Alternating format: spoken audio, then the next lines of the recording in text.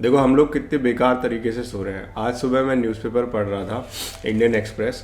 तो इसमें एक रिपोर्ट आई है बच्चों के ऊपर कि कितने बच्चे मिसिंग जाते हैं। आप लोगों को ये जान के शौक लगेगा कि जनवरी के मंथ में 2026 में 1777 बच्चे मिसिंग हैं दिल्ली से।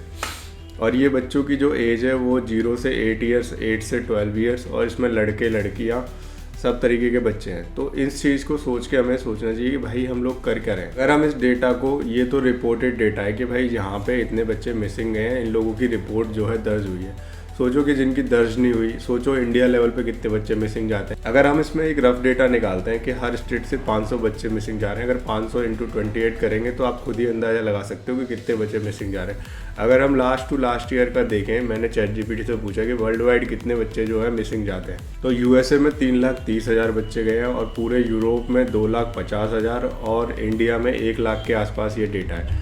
तो बेसिकली ये डेटा तो आपको पता ही है किस तरीके का होता है, क्योंकि सारे बच्चों की रिपोर्ट नहीं जाती, कुछ की लिखी नहीं जाती, कुछ की लोग करते नहीं है, या जो भी चीज़ है। बट इससे ना हमें समझना चाहिए कि भाई हम किस तरफ जा रहे हैं। जब टेक्नोलॉजी इतनी हाई फाई है, जब हर चीज़ पकड़ी जा सकती है, इवन लोगों को आप कहीं से भी पकड़ ले रहे हो, तो इतने ज़्यादा बच्चे गायब कैसे हो जा रहे हैं। तो इसके कोई पीछे जो भी रीज़न हो, पर लेकिन अगर टेक्नोलॉजी इतनी हाई है, जब हम अब किसी को भी ट्रेस कर सकते हैं आज की डेट में, तो इतना मुश्किल नहीं होना चाहिए। बट इन चीज़ों से हमें, आम जनता को जागना चाहिए। इसके पीछे जो मेन रीज़न है ना, जो हमें समझना चाहिए, इसमें लगता है मुझे कि भाई आजकल ना इंडिविजुअलिज्म इतना ज़्यादा हो गया है कि किसी का बच्चा कोई भी लेके जा रहा है तो हम ध्यान नहीं देते। हम एक ही कॉलोनी में रहते हैं, लेकिन भाई अलग अलग होके रहते हैं। तो ये सारी चीज़ों का ना दूसरे लोगों को फ़ायदा होता है, जो बुरे काम करते हैं उनको फ़ायदा होता है, क्योंकि आपको बच्चा जा रहा है, आपके पड़ोसी के सामने से कोई उसे लेके जा रहा है, तो वो ध्यान भी नहीं दे रहा कि भाई उसे, वो सोच रहा है कि भाई उसका रिश्तेदार है, बल्कि उसे पूछना चाहिए कि भाई आप इसको कहाँ ले जा रहे हो। तो ऐसी चीज़ें हमारे दिमाग में होनी चाहिए, और भाई हमें ना थोड़ा एक दूसरे की सेफ्टी करनी चाहिए, क्योंकि अकेला आदमी कभी सेफ़ नहीं होता। जब तक उसके साथ लोग नहीं होते ना, तब तक वो सेफ़ नहीं होता। तो भाई ये चीज़ हमें समझनी चाहिए। ऐसी बहुत सारी रिपोर्ट्स हैं, और भाई इतनी बड़ी जनता है देश में, दुनिया में सबसे बड़ी जनता है हमारे पास देश में, उस देश में भी बच्चे मिसिंग जाते हैं।